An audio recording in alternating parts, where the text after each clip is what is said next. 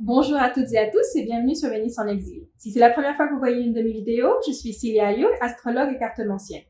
Vénus en exil, c'est une chaîne qui est dédiée à l'astrologie, la cartomancie et la spiritualité. Si ce type de contenu vous intéresse, je vous invite à vous abonner et à cliquer sur la petite cloche pour ne rater aucune de mes prochaines vidéos. Dans la série de vidéos d'aujourd'hui, nous allons voir le tirage de taroscope pour le mois de mai. Je vous conseille de regarder l'horoscope pour votre signe solaire, votre signe lunaire et aussi votre ascendant. Nous allons voir quelles sont les énergies disponibles pour ce mois de mai. Cet horoscope est pour les personnes du signe du Verseau, que vous soyez signe solaire, signe lunaire ou ascendant Verseau. Et nous allons commencer d'abord par vous tirer une carte que nous lirons à la fin de votre lecture, qui nous donnera soit un message, un conseil, peut-être une stratégie à suivre. Ce sera en fonction de votre lecture. Donc, et on va commencer l'horoscope pour les Verseaux pour ce mois de mai. Nous allons voir. Tout d'abord, nous allons voir les énergies que vous avez en lumière, c'est-à-dire les énergies qui sont disponibles, qui sont à portée de main, que vous voyez facilement. C'est pas forcément des énergies positives, mais comme vous les voyez, vous pouvez les éviter. Et ensuite, nous allons voir les énergies que vous avez dans l'ombre. Ça, c'est des énergies qui peuvent représenter pour vous des blocages ou qui peuvent être aussi des atouts que vous ne voyez pas. Donc là, la carte du changement a sauté. Donc ce mois de mai est très propice au changement. On va voir qu'est-ce qui va changer. Ok. Vous pouvez changer de maison. Selon la coupe, vous pouvez changer de maison, vous pouvez changer, déménager, trouver un nouvel endroit où vivre.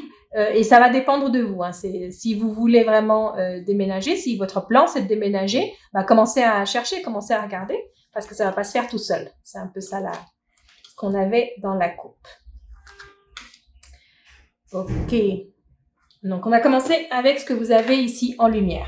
Donc, ce qui se passe autour de vous, ou vous êtes aussi, vous faites partie un peu de ça, il y a beaucoup de discussions.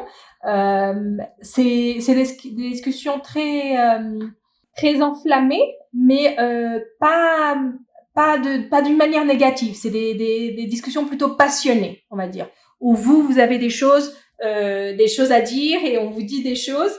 Et vous le dites d'une manière très passionnée où il y a beaucoup d'émotions dans ces discussions. C'est pas forcément des conflits, mais ça peut créer des conflits parce que vous allez être très franche ou très franc et dire les choses sans trop prendre de gants.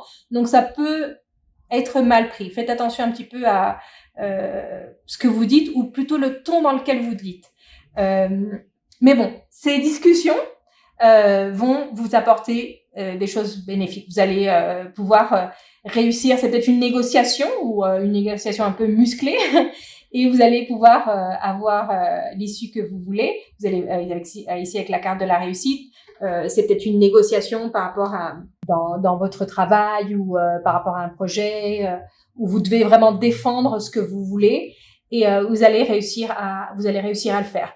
Donc si vous devez discuter, discutez. C'est un peu ça le message ici, tout en faisant attention au ton, ce que je vous disais au départ. Donc faites attention au ton que vous utilisez quand vous dites les choses. Vous pouvez dire la même chose, mais d'une façon un peu différente.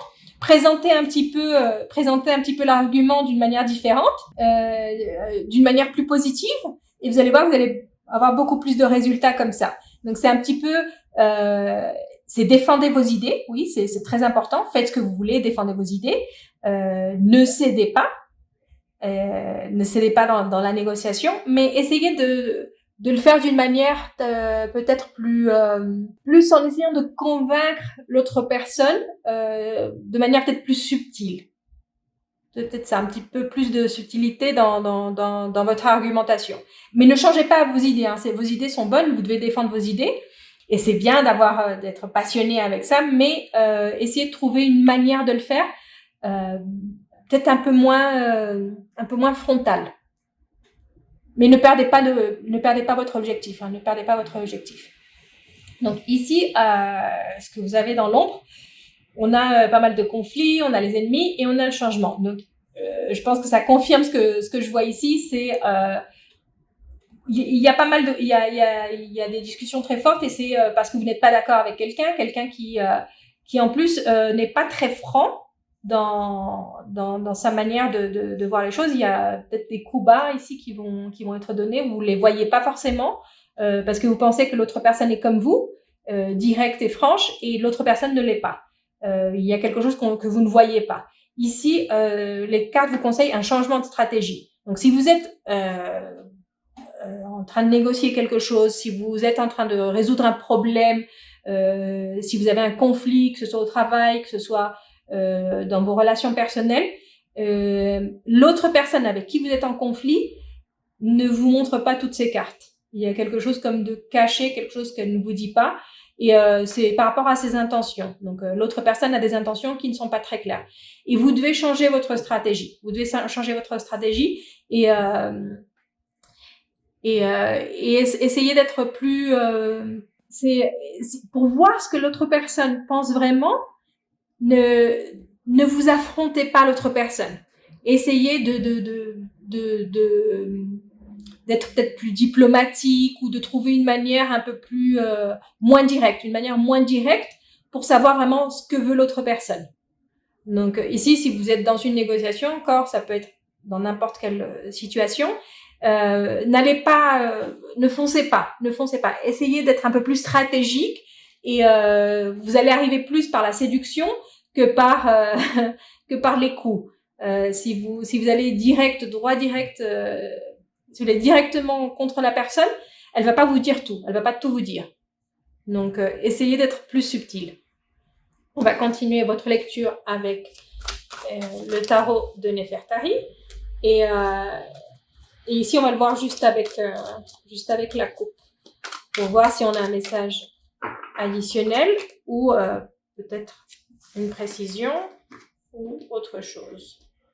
Donc si ça nous donne un peu une précision, c'est un thème qui a à voir avec c'est quelque chose de légal. C'est soit une procédure que vous avez devant les tribunaux ou face à une autorité, ça peut être une autorité administrative.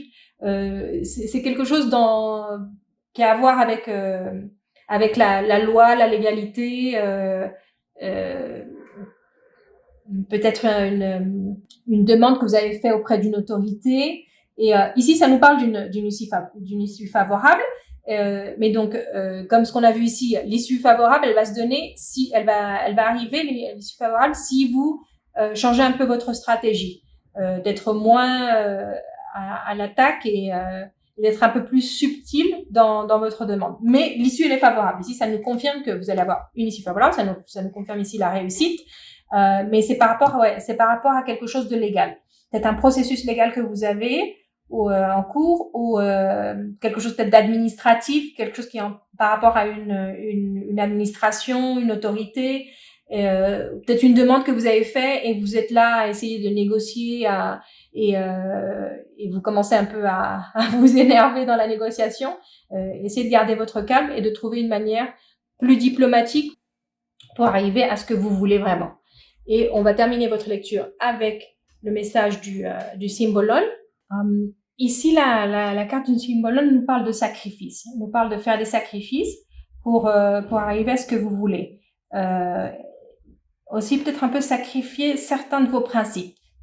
C'est peut-être ce que je vous disais ici, de trouver une stratégie qui est pas forcément franche, qui est pas forcément directe, et vous n'aimez pas trop l'idée d'utiliser un peu les mêmes armes que votre ennemi. Ici, le symbolon nous dit que c'est un sacrifice que vous devez faire et que vous allez vite oublier ce sacrifice. C'est un mauvais moment à passer. Vous allez devoir un peu aller à l'encontre de vos principes pour pouvoir vous sortir d'une situation difficile. Donc, oui, c'est peut-être pas le chemin idéal ou la manière que vous espériez, la manière dont vous espériez résoudre la situation, parce que vous allez devoir faire quelque chose qui ne vous plaît pas, faire quelque chose qui est contre ce que vous pensez, contre ce qui est correct selon vous. Mais si vous ne le faites pas, vous n'allez pas avoir les résultats. Donc, c'est faire un peu ce sacrifice. Donc voilà, ça c'était votre lecture pour ce mois de mai. Si vous avez aimé la vidéo, laissez-moi un like, un commentaire et je vous retrouve très bientôt pour une prochaine lecture.